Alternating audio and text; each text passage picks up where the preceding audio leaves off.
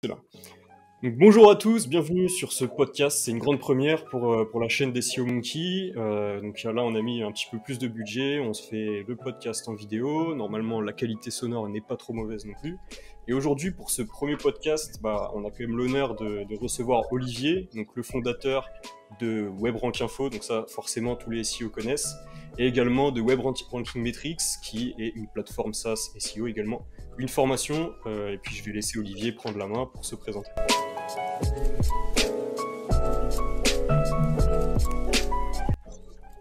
Ok, écoute, merci Antoine de l'invitation.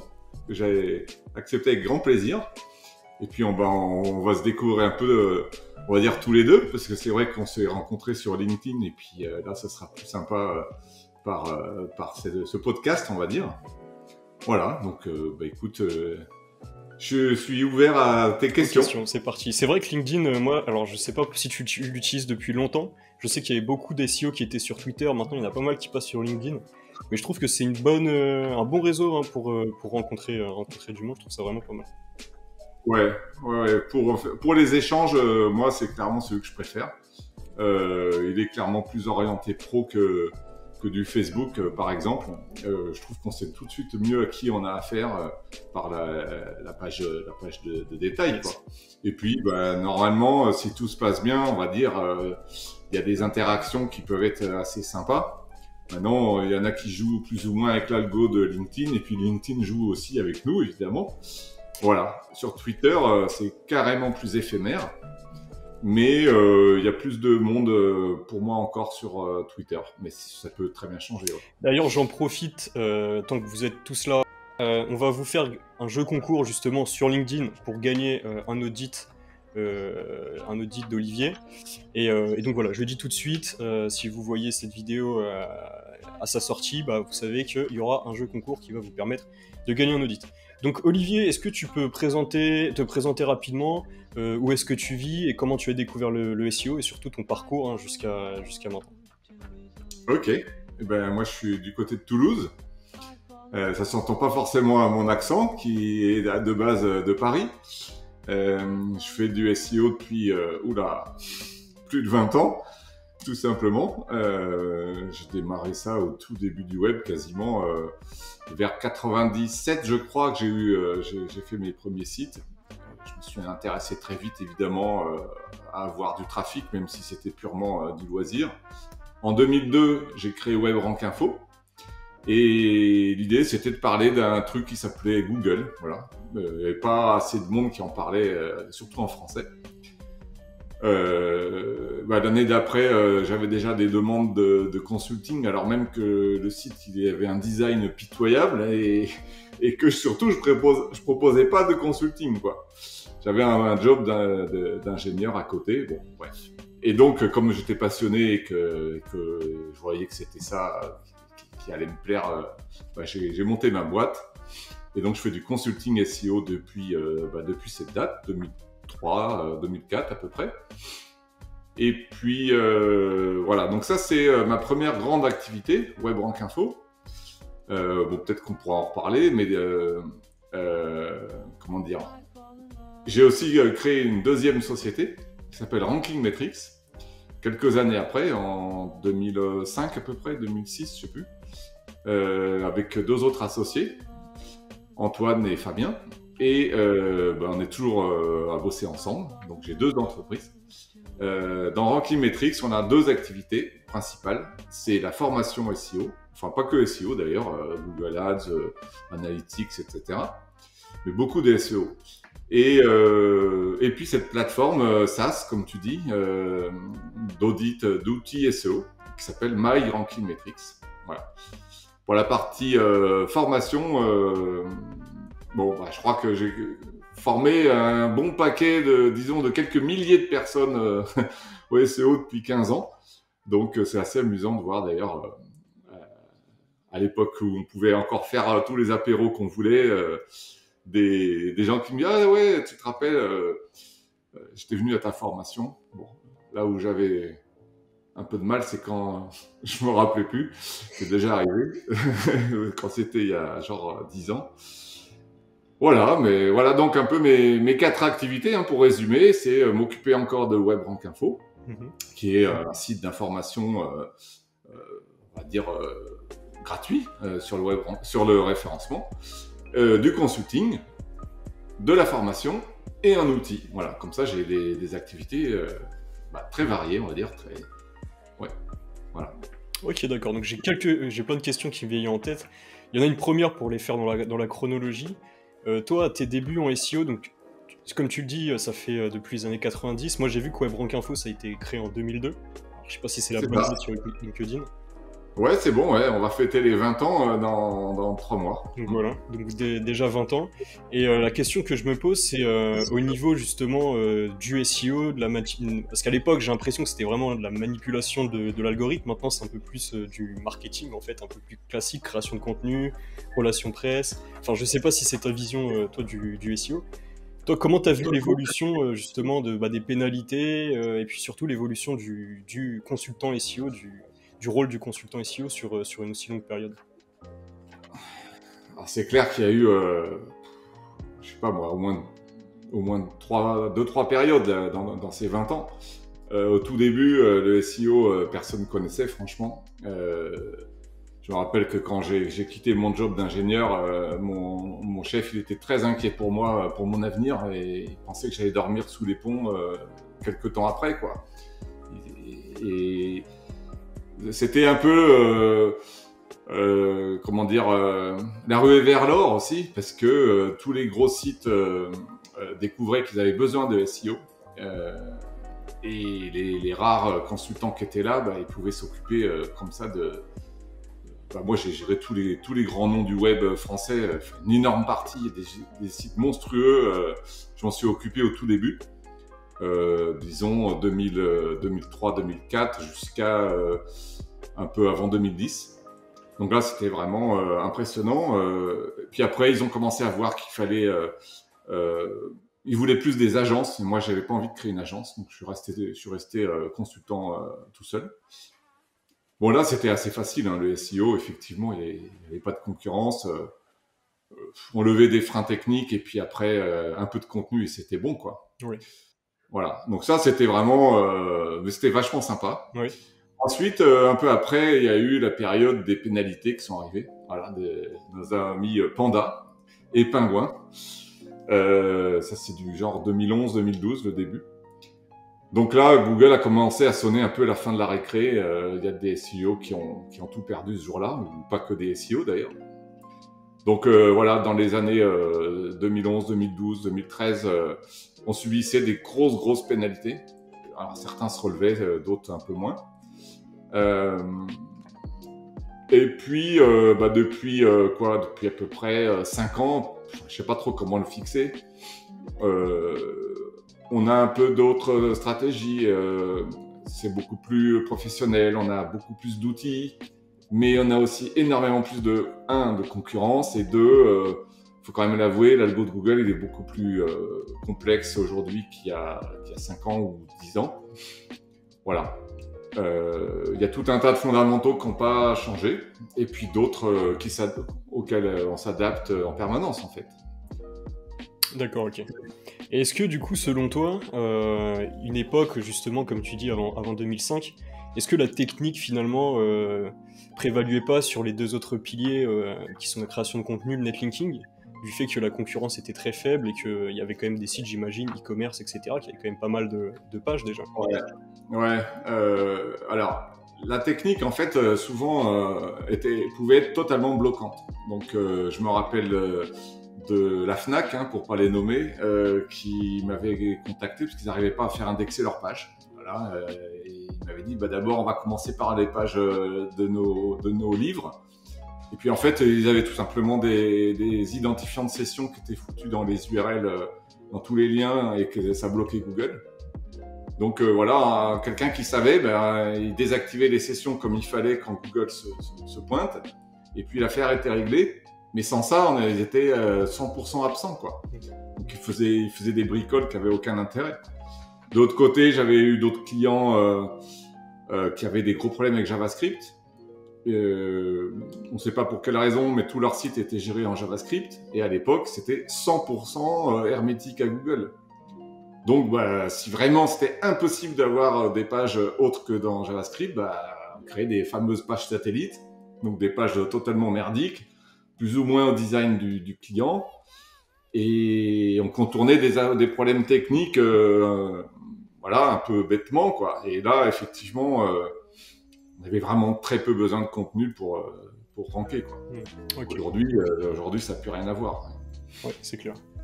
Du coup, ça fait la transition parfaite. En fait, toi, du coup, tu as vraiment un profil tech. Tu disais que tu étais ingénieur avant de te lancer dans le SEO. J'imagine que tu étais ingénieur un peu dans le développement, dans le code, non? Ouais, effectivement, ouais, j'ai fait un peu d'informatique. J'étais dans le traitement d'images et la compression d'images, notamment JPEG.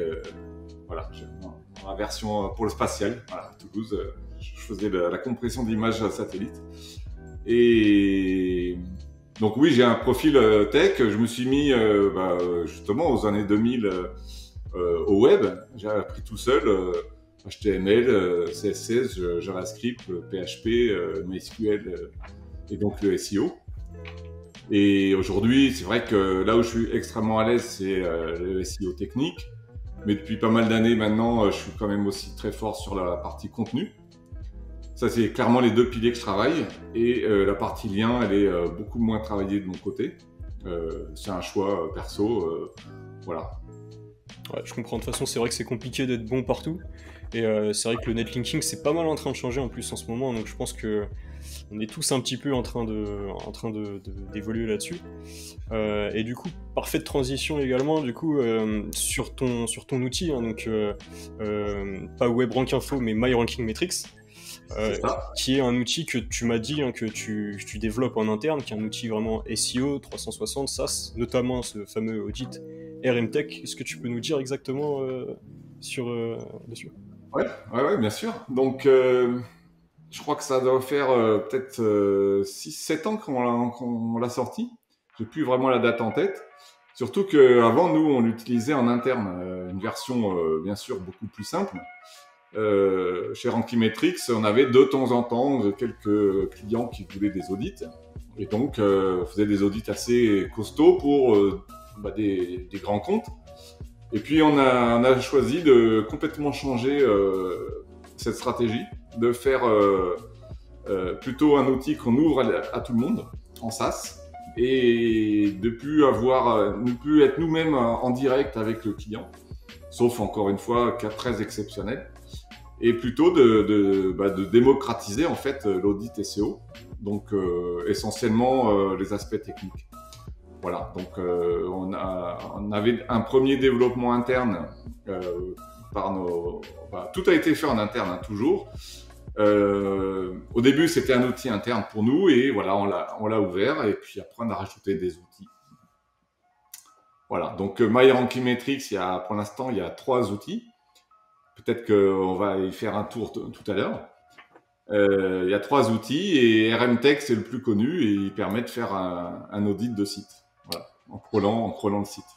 Ok, moi d'ailleurs c'est comme ça que la première fois que je t'ai contacté, c'est pas vraiment par LinkedIn, c'est en tapant sur Google comment trouver les indexables non indexés. Il se trouve qu'il y avait, en tout cas moi, à ma connaissance, il n'y a pas d'outils qui permettent d'avoir cette info. Et donc c'est comme ça que j'ai découvert RMTech, je t'ai contacté.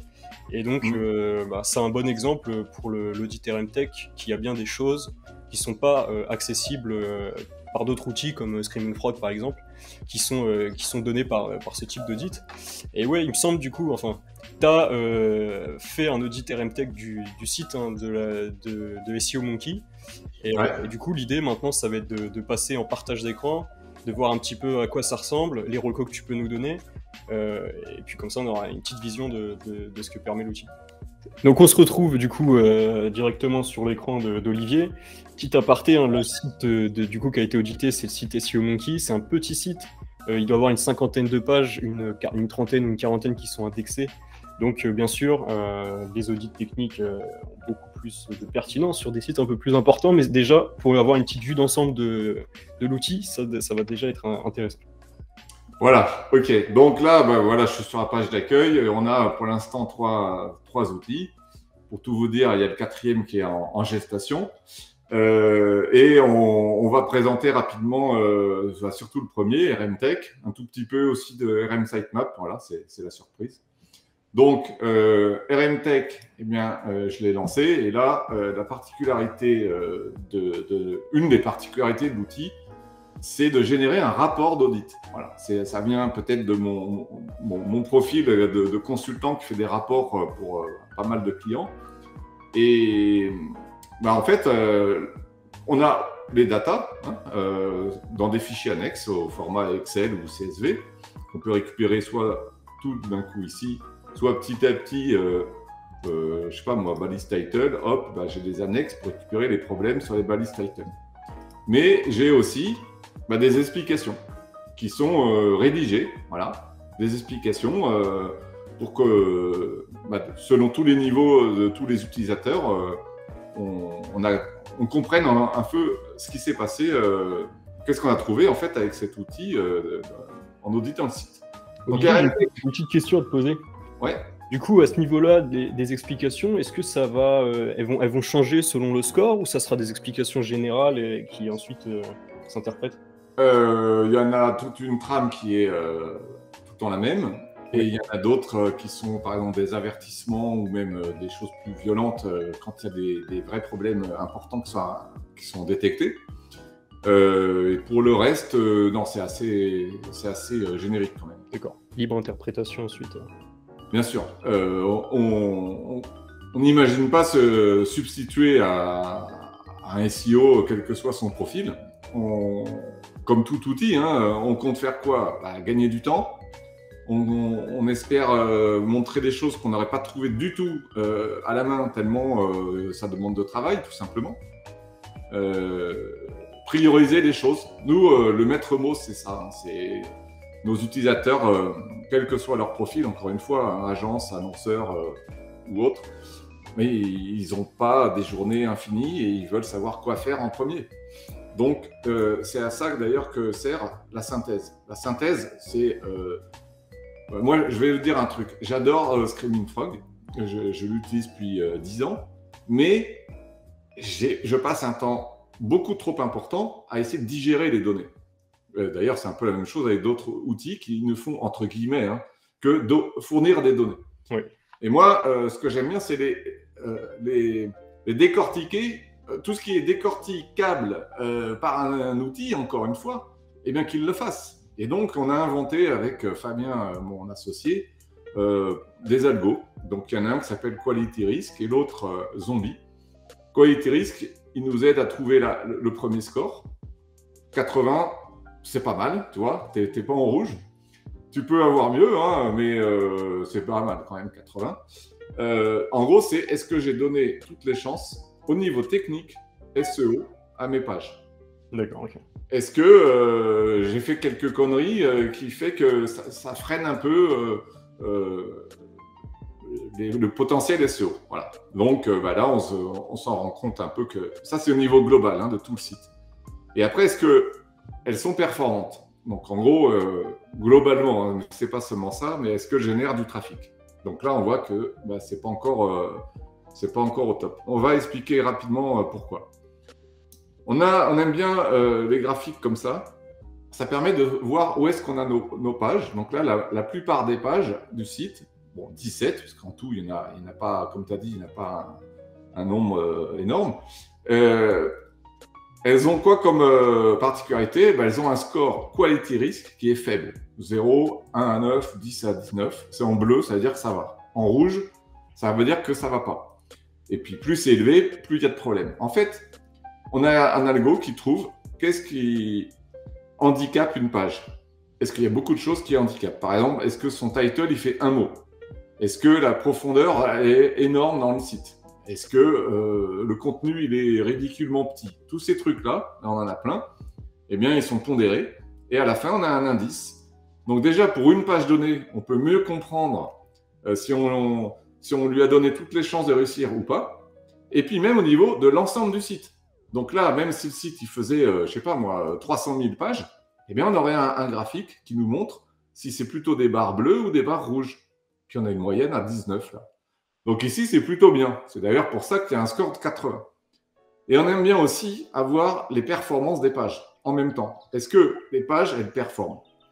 Pour moi, c'est pas regarder si je rank sur une requête qui va me dire si la page elle est bonne ou pas. C'est tout simplement, est-ce qu'elle arrive à générer du trafic? Nous, on aime bien se baser sur Search Console plutôt qu'Analytics parce que c'est beaucoup plus fiable. Il n'y a pas les problèmes de consentement des cookies. Il n'y a pas le problème des blocages par les internautes ou les navigateurs. Et on se base sur un an. Alors, dans certains cas, c'est vrai, ça pose problème. Quand l'article, comme là, j'en ai vu, tu en as fait il y a quelques jours, et ils sont très bien, ils ont une super note, mais pas de trafic. C'est normal, ils viennent d'être mis il y a 10 jours. Donc... D'ailleurs, j'ai un gros problème d'indexation en ce moment, et je pense que ça explique cela. Ah ouais, en plus, forcément, donc si elles sont même pas indexées, eh bien, elles ne peuvent pas générer de trafic et ça finit par se voir. Mais globalement, on voit quand même ici la courbe en violet. Bon, là, il n'y a pas une grande courbe parce qu'il manque des pages. Peut-être qu'on montrera un autre audit une autre fois. On voit quand même que les pages qui font le plus de trafic, c'est celles qui ont quality risk 0, ça veut dire aucun problème, justement. Donc, c'est assez logique, mais ça permet de le confirmer aussi. Là, ça serait intéressant d'aller voir c'est quoi ces pages-là. C'est des pages qui sont indexables et qui pourtant ont des problèmes. Maintenant, on va voir Zombie. Et Zombie, il est plus précis que Quality Risk. En fait, il regarde si les pages, elles génèrent du trafic, est-ce qu'elles se positionnent sur des requêtes. Donc, on regarde tout ça. Donc là, on est beaucoup plus à droite avec des barres en rouge. C'est pas très bon signe, mais tous les deux, on a des explications. C'est que le site, il est quand même assez récent. Et surtout, il y a pas mal de pages qui sont censées générer du trafic qui, elles, sont très récentes. Donc forcément, il n'y a pas un gros trafic encore. Voilà. D'ailleurs, ici, pour être précis, il n'y a pas la page d'accueil parce qu'on considère que la page d'accueil, on n'a pas à calculer son indice zombie. Elle fait du trafic par la marque. Ouais. Après, voilà. Nous, on a une petite exception. Sinon, tu aurais un pic bleu pour 0. Hein. Ouais, mais là, elle est exclue, la page d'accueil. Donc, forcément, sur un petit site, ça finit par se voir. Hein. Là, on zoome sur les autres pages. Voilà. Donc, si jamais c'était un site qui est vraiment ancien, qui a toutes ces pages-là depuis 1 ou 2 ans et qui est comme ça, je dirais que le contenu, il n'est pas à jour. Le contenu, il déçoit. Parce que techniquement, il est bien, le site. Mais pourtant, ça marche pas. Donc là, en fait, en combinant Quality Risk et Zombie, c'est hyper intéressant parce qu'on se rend compte, en gros, il y a 4 cas de figure. Hein, Quality Risk très élevé, c'est-à-dire que tu as mis plein de problèmes aux pages. Donc c'est normal si elles ne marchent pas. Quality Risk très faible, techniquement, elles sont bien. Et donc après, tu regardes dans Zombie, et là, tu as 2 cas de figure, faible ou fort. Faible, c'est génial, c'est des pages sur lesquelles il faut se baser, il faut les prendre en exemple en fait. C'est un bon exemple de page qui, pour ce site-là, marche bien. Donc ça, c'est vachement bien. Et les autres, zombies élevés, le but, c'est surtout pas de les supprimer comme beaucoup de monde le pense, c'est de comprendre quels problèmes elles ont pour les corriger et que petit à petit, quand on refait un audit, on se rend compte que les barres, elles vont se déplacer vers la gauche. Voilà. Là, j'ai un peu résumé l'ensemble. Bon, allez, on va parcourir rapidement. Donc ça, c'est ce que les pages, on les voit dans les SERP. Donc là, waouh, le rouge, il fait peur. Donc ça, c'est celles qui ne sont pas indexées, c'est ça? Donc, en fait, nous, on a pris le parti de ne pas chercher à répondre à la question est-ce que c'est indexé ou pas. Oui. Tout simplement parce que, à part avec une API qui vient tout juste de sortir, c'est compliqué de savoir. Il faut faire plein de requêtes dans Google. On se fait bloquer et tout. On trouve que c'est pas assez, c'est pas une valeur ajoutée suffisante pour nécessiter cette analyse. Donc, en fait, on regarde, on décale le problème autrement. On regarde, est-ce que la page, au moins, elle est sortie au moins une fois dans les SERP sur 1 an. Une page qui n'est jamais sortie une seule fois sur 1 an, on peut toujours me dire qu'elle est indexée. J'ai envie de dire, de toute façon, ça ne change rien. Elle n'est jamais venue. On ne l'a jamais vue. C'est quand même pas très bon signe, quoi. Voilà. Donc, après, tu en as d'autres qui ont été vus, mais jamais cliqués. C'est en orange. Après, tu as les autres. Et puis ici, sur ce site, en tout cas pour l'instant, il n'y en a pas qui sont, selon nous, fortement actifs. Ça veut dire qu'on fait pas mal de clics, quoi. Voilà. Donc après, on commence à rentrer dans la technique. Quel genre de problème on peut avoir vu. Donc là, pareil, en général, ça parle bien des codes couleurs. Et puis il y en a qui préfèrent une vision, un truc beaucoup plus visuel. Donc on a fait la même chose que ce tableau, mais en radar comme ça. Donc là, il faut être le plus à l'extérieur possible pour être au top. Donc là, bon, temps de téléchargement sur aussi peu de pages, je n'ai pas tellement envie de me baser là-dessus, mais contenu des pages, ben, en fait, je me rappelle qu'il y a un gros mélange. Il y a des pages qui sont ultra bien, les articles du blog, et puis il y en a d'autres qui sont minuscules et qui sont indexables. Donc elles sont prises en compte, hein. Donc là, avec ça, on voit tout de suite sur quoi on est bon, sur quoi on n'est pas bon. Et puis, bon là, on ne peut pas le voir, mais quand on fait des évolutions, c'est sympa de voir comment ça progresse. Voilà. Puis j'aime bien aussi un autre truc visuel on n'a pas inventé, mais bon, nous, on l'utilise. C'est cette histoire d'entonnoir. Donc là, quand j'ai crawlé le site, quand l'outil a crawlé le site, on a trouvé 61 URL. Il y en a une interdite de crawl. Bon, ok, pourquoi pas. Il faudrait voir laquelle c'est. 60 autorisées. Ok, sur les 60, il y en a... Oula, là, c'est pas pardonnable ça. Il y en a 17 des liens internes qui déconnent. Donc, là, normalement, là, on voit en entonnoir, là, waouh, ça se rétrécit. Normalement, ça doit rester le plus vertical possible. Bon, après, HTML, bon, ça, ok, très bien. Non indexable 2, bon, bah, je sais pas pourquoi il y a des pages crawlables non indexables, mais ça peut s'expliquer, hein, ça peut très bien s'expliquer, c'est pas un problème. Et après, parmi celles-là, lesquelles ont réussi à générer des clics. Voilà, donc évidemment, c'est sympa de voir, là, le truc visuel, c'est de voir à quel étage on perd, il y a des fuites, quoi. Là, le premier étage, il est ici, celui-là, il est clairement pas normal. D'ailleurs, comme je suis curieux, je vais tout de suite cliquer là, et je regarde ça. Bon, ça, vraiment, tous les outils de crawl le font, hein, mais il y a 7 liens internes qui vont vers une redirection, qui passent par une redirection, pardon.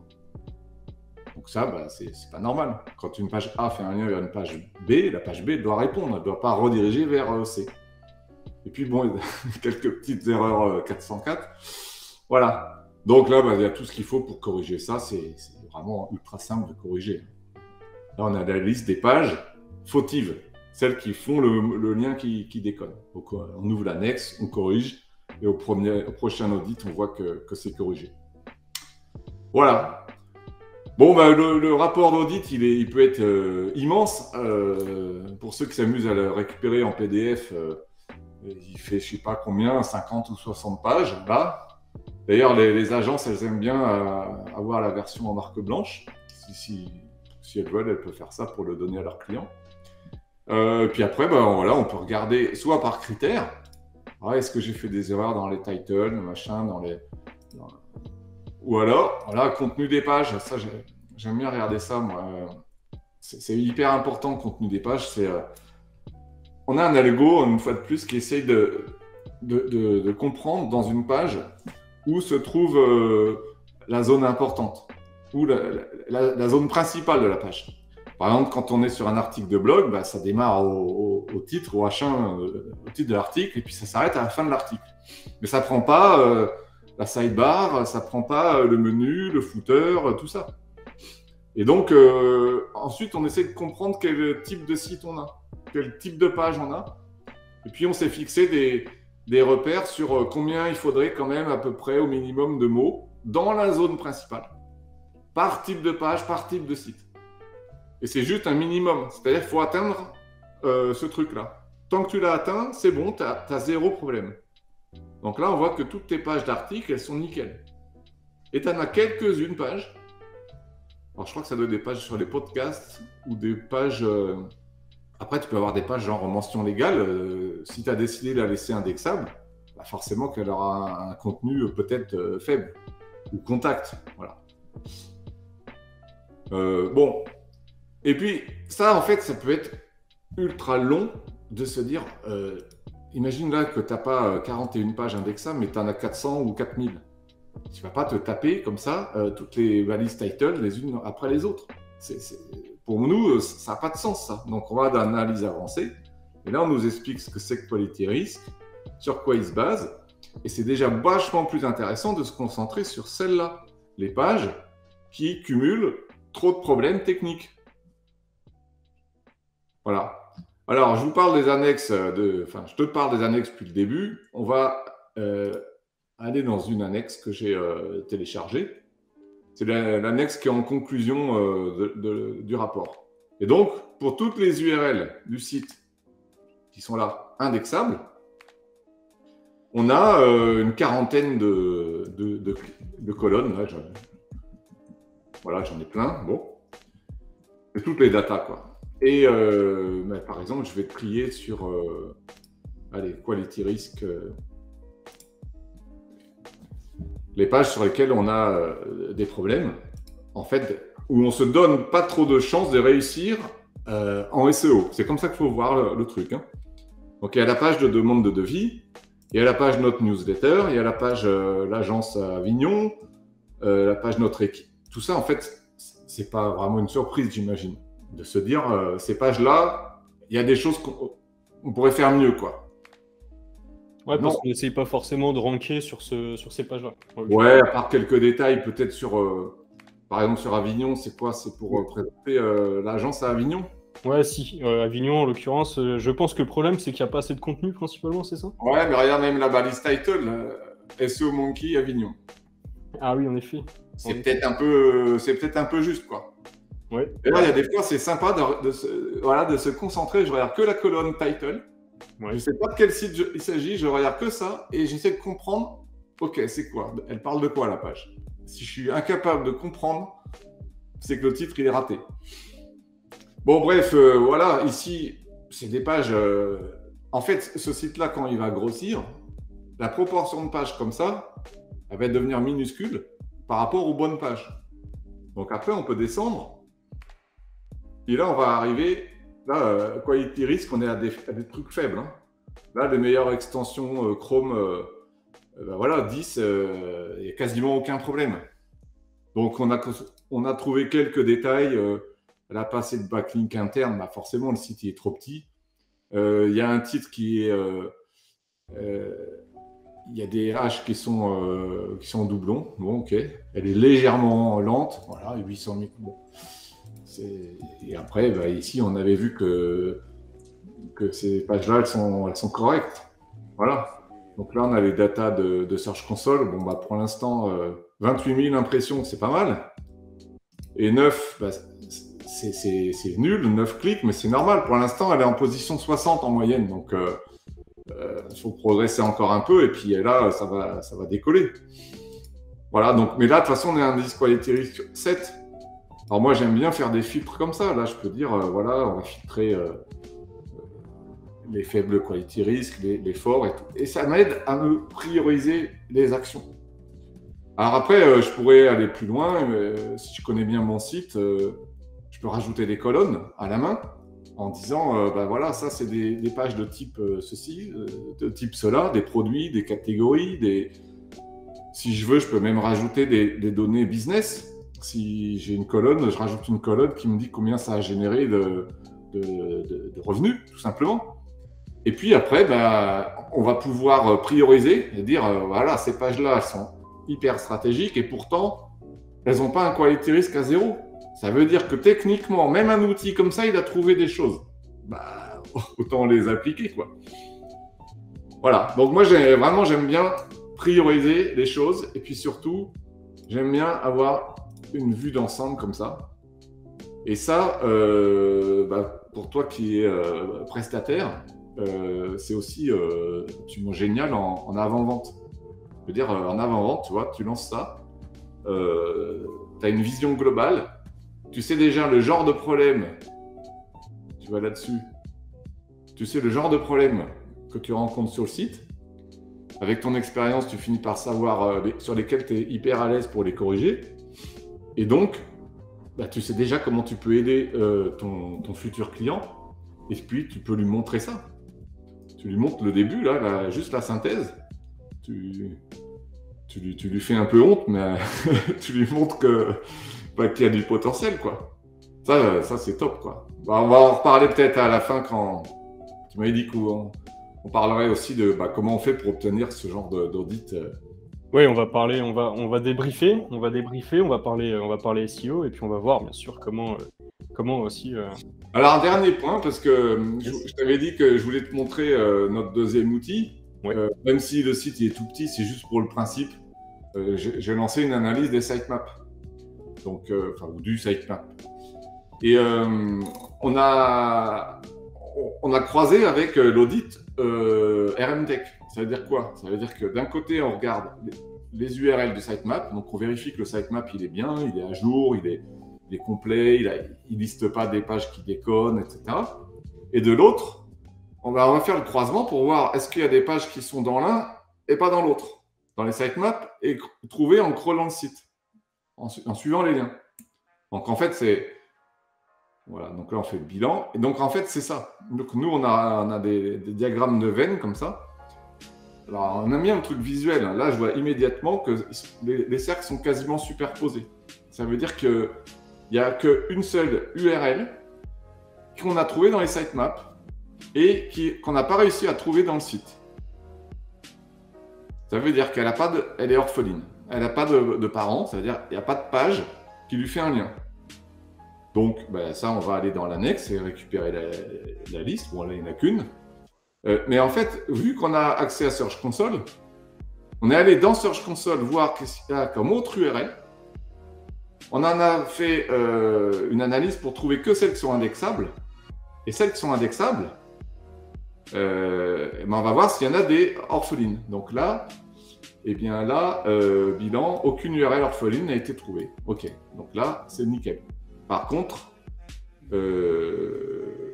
on a aussi le côté absent des sitemaps. Est-ce qu'on a des pages absentes des sitemaps? Donc ici, il y en a 0. Et là, absent de GSC, 12. C'est des pages, si elles sont absentes de GSC, ça veut dire qu'elles ne sont pas encore sorties dans les résultats. Voilà. C'est des pages qui n'ont pas encore généré de trafic, ou même pas été vues, même dans les SERP. Bon voilà, je passe pas le détail, je montre pas le détail de l'audit, mais j'aime bien ces petits graphiques, ils sont assez parlants en général. Au passage, pour ceux qui ne voient pas bien ce que c'est qu'une page orpheline, donc on a dit, c'est une page qui existe en vrai. Si on connaît l'URL, on va la voir, eh bien, on la trouve, cette page. Elle peut même être indexée. Elle peut même générer du trafic, mais en tout cas, il n'y a pas de lien vers elle depuis le site. Donc là, on va, avec l'expérience, on ouvre l'annexe et on regarde est-ce que c'est une bonne page ou une mauvaise page. Si c'est une bonne page, on se dit mais purée, pourquoi je ne lui ai pas fait de lien? Et donc on rajoute des liens vers elle. Et là, ça va la booster. Donc ça, c'est génial de faire ça, si on en trouve. Et si c'est une mauvaise page, on la détruit. Alors, elle ne devrait pas exister sur le site. Voilà. Donc ça, c'est à faire au moins une fois, de temps en temps. Voilà, j'ai beaucoup parlé, je te redonne la parole. Je ne sais pas si tu voulais qu'on voit d'autres choses sur ça. Ok, donc c'est reparti en facecam. Donc merci Olivier pour cet audit RMTech. Donc c'est toujours bien d'avoir un avis extérieur. Et puis moi ce que je te propose, c'est déjà de parler un petit peu SEO. Si tu as des recommandations, donc tu m'as donné des recommandations techniques. Pour toi, à la place d'un site web, on va dire de taille moyenne, entrepreneur, etc., qu'est-ce que tu viendrais lui conseiller dans un premier temps de stratégie à mettre en place, on va dire, pour vraiment booster son site en termes de référencement? En fait, souvent je dis que la technique ne devrait absolument pas être un frein. C'est trop bête de bosser le contenu qui est, à mon avis, la plus grosse partie du boulot, si jamais on a des freins techniques. Je considère que c'est relativement simple avec tous les CMS qu'on a aujourd'hui de pas avoir de problème technique. Alors, ne pas avoir de problème, c'est une chose. Optimiser l'architecture du site, le maillage, des choses comme ça, c'est plus vraiment la technique. Et là, ça prend peut-être plus de temps. Donc, Premier point, être sûr qu'il n'y a rien de vraiment bloquant, des gros trucs rouges dans RM Tech, quoi. Et après, évidemment, qu'il faut mettre en place une stratégie de contenu. Donc là, il faut bien connaître son audience, ses personas.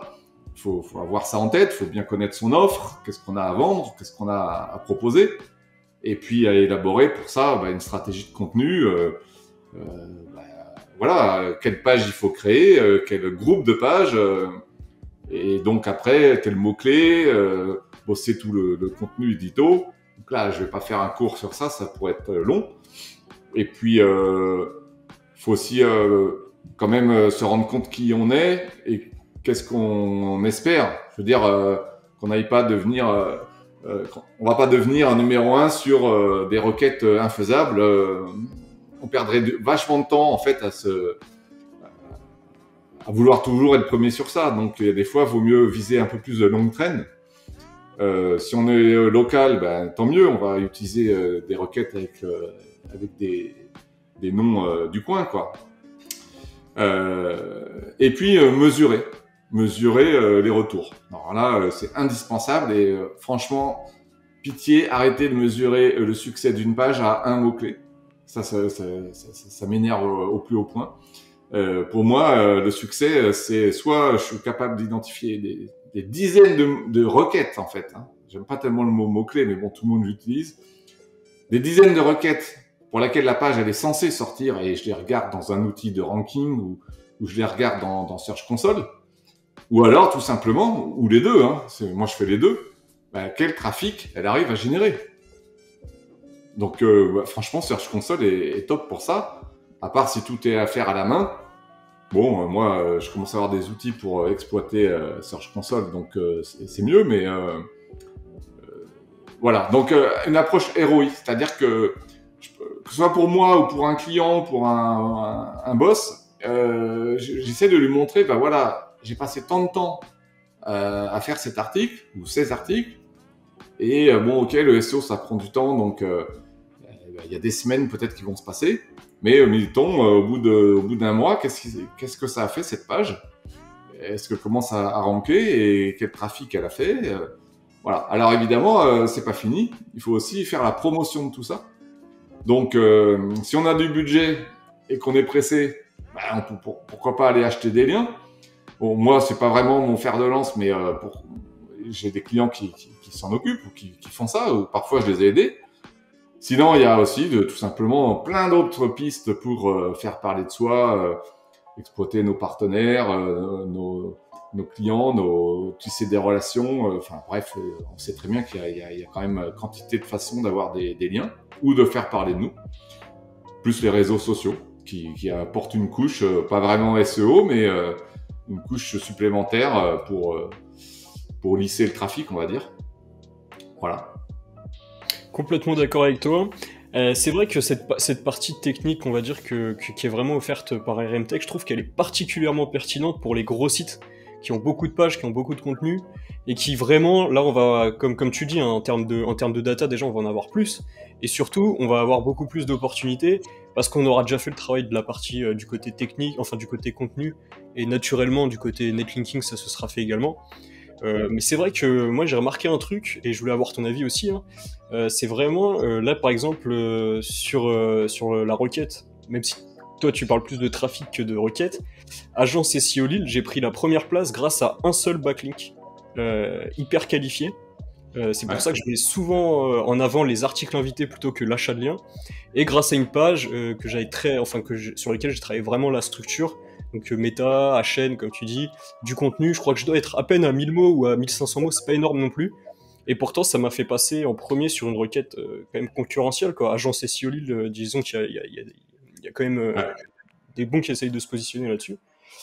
Et donc, pour les petits sites, vraiment les petits sites, moi je trouve que c'est quand même important de mettre pas mal d'énergie au début dans le contenu, créer vraiment des bonnes pages. Donc moi, par exemple, Agence SEO Evignon, faut vraiment que j'aille tout de suite corriger ma méta-titre. Donc vraiment créer des bonnes pages avec le bon balisage, du bon contenu intéressant.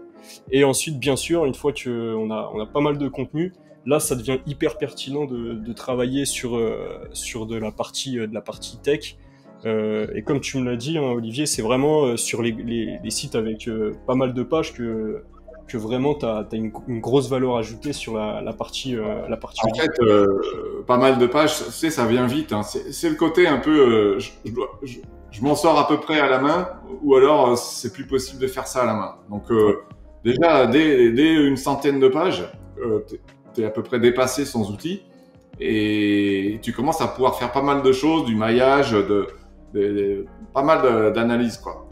Il y a un autre point que j'ai oublié de préciser et qui est, à mon avis, fondamental. Dès que le site il est un peu gros, ou dès que le site il est géré par plusieurs personnes, que ce soit en interne, que ce soit un dev ou quelqu'un qui produit du contenu ou une agence, eh ben le site il va vivre, le site il va être mis à jour, il va y avoir des boulettes qui seront faites un jour ou l'autre, un plugin qui déconne, quelqu'un qui a mal paramétré un truc, et ça va créer des problèmes. Le problème, il peut être petit ou très gros. Et on va mettre combien de temps à s'en rendre compte? Tu sais, le coup j'ai une fuite sur mon toit et je m'en rends compte au bout de 6 mois. Parce qu'en fait, ça a pas beaucoup fui, mais quand même un peu, quoi. Et au bout de 6 mois, ça a foutu en l'air toute la charpente. Et là, c'est la catastrophe. Finalement, j'aurais préféré le savoir plus tôt, quoi. Ben nous, on s'est dit avec Fabien, c'est pas possible de laisser les gens vivre la même chose avec le SEO. Donc, on a un outil, une fonctionnalité de surveillance. On appelle ça la surveillance, nous. C'est pas une assurance, ok? C'est une surveillance. C'est-à-dire que tu programmes comme tu veux la fréquence des audits, et à chaque fois qu'il y a un nouvel audit qui est fait, eh bien, il va te décortiquer à fond dans les détails qu'est-ce qui a changé depuis la dernière fois, mais surtout, sur plus d'une soixantaine de critères, on va être capable de déclencher une alerte pour dire « Oula, attention, là, il y a du no-index. Il n'y était pas la dernière fois, je ne sais pas si c'est normal. » quoi. Bref, des trucs comme ça, il y en a plein. Et le nombre de sauvetages, on va dire, qu'on a fait grâce à ça depuis un an que c'est sorti, c'est assez impressionnant. Quoi. Voilà. Donc ça, c'est un autre point. Bon, bien sûr, il va moins toucher quelqu'un qui a 10, 20 pages. Mais comme je disais, dès une centaine de pages, à mon avis, c'est absolument majeur d'avoir ça, quoi. Ouais, bien sûr, vraiment la veille du coup, hein, vraiment de garder un œil sur la partie technique du site. Bah ouais, on va pas dans. Je fais un peu attention en fait. J'ai plus beaucoup de batterie. Du coup, moi, ce que je te propose, c'est de tout de suite lancer le jeu concours avant que ça coupe. Donc du coup, je pense que vous êtes tous rendus compte, si vous en êtes encore ici, que c'est hyper utile d'avoir un audit RMTech. Est-ce que tu peux nous donner le prix de l'audit? Ah bah alors le prix il dépend de la taille des sites en fait. Donc je peux pas vraiment répondre directement à la question, mais Une fourchette, disons dans les ouais alors une fourchette. Attends que j'y arrive. Je l'ai plus en tête. Donc c'est entre 30-40 euros pour les tout petits sites, donc de 50 pages. Jusqu'à ensuite plusieurs centaines d'euros, mais pour faire autant d'audits que vous voulez, tant qu'il vous reste des crédits. En fait, nous, on préfère facturer au consommé, en fait, à l'URL près. C'est-à-dire que si je suis une agence et que je fais des audits pour 30 sites, eh bien, je vais pas payer 30 fois. Je vais payer que une formule de crédit. Mettons 200 000 crédits, ça fait 500 euros à peu près. Et avec 200 000 crédits, je sais pas si tu vois combien je peux faire d'audits, quoi. Donc c'est selon la taille de mes sites. Voilà. Donc on a sur notre plateforme, il y a un simulateur. Vous allez dessus, vous allez vous indiquer la taille de votre site et il va vous calculer quelle est la formule adaptée et combien ça coûte à peu près ou un équivalent mensuel. Voilà. Et donc du coup, c'est le moment. Si vous voulez gagner un audit RMTech, on vous propose du coup 3 audits RMTech à gagner en commentant du coup le post LinkedIn qu'on va mettre en ligne. Et donc commentez le post, montrez votre intérêt et on va sélectionner avec Olivier 3 personnes. L'idéal, ce serait justement de reprendre 3 sites de typologie un peu différentes puisque SEO Monkey c'était plutôt un petit site. Donc ce qui serait intéressant, ça serait plutôt de prendre un moyen site, peut-être aussi un gros site e-commerce, ça serait vraiment pas mal de voir ce que ça pourrait donner. Ouais. Ouais. Et du coup, de refaire une vidéo sous ce format en mode podcast. Où cette fois-ci, on va venir un petit peu interroger l'audit avec un petit peu plus de contenu et surtout pour vous d'avoir directement les recommandations d'Olivier. En plus, voilà. Ce qui est quand même pas mal. Pour les 3 qui seront sélectionnés, le truc, c'est qu'on essaiera de faire dans un deuxième épisode, de les montrer à l'écran. Donc moi, je donnerai mon avis sur les priorités. Et puis, en fait, pour être sympa avec tout le monde, même les autres qui seront pas sélectionnés, eh bien, en fait, je leur donnerai un pré-audit. C'est-à-dire, ils auront autant que ce qu'on a vu à l'écran, tout le rapport, tout détaillé, quelle que soit la taille du site, quasiment, on va jusqu'à 100 000 URL. Et par contre, juste pour ceux qui n'auront pas gagné, ils n'auront pas les annexes. Ça sera le petit truc en moins, forcément, je peux pas l'offrir à tout le monde. Et pas les conseils aussi. Donc voilà, il suffit de se présenter dans les commentaires et puis avec toi, Antoine, on s'en occupera. Voilà, donc un commentaire égale un pré-audit et puis avec un peu de chance, un audit complet avec les recos d'Olivier. Donc bonne chance. Et puis merci beaucoup Olivier, je fais vite parce que là ça va couper. Du coup, je te remercie énormément pour ta présence sur ce podcast. T'es vraiment une figure du référencement naturel. Je connaissais WebRank Info avant de te connaître, donc c'est bien la preuve que vraiment t'as tout cassé dans le SEO. Ouais. Du coup, je te dis à très vite pour le prochain épisode. D'accord, ça marche.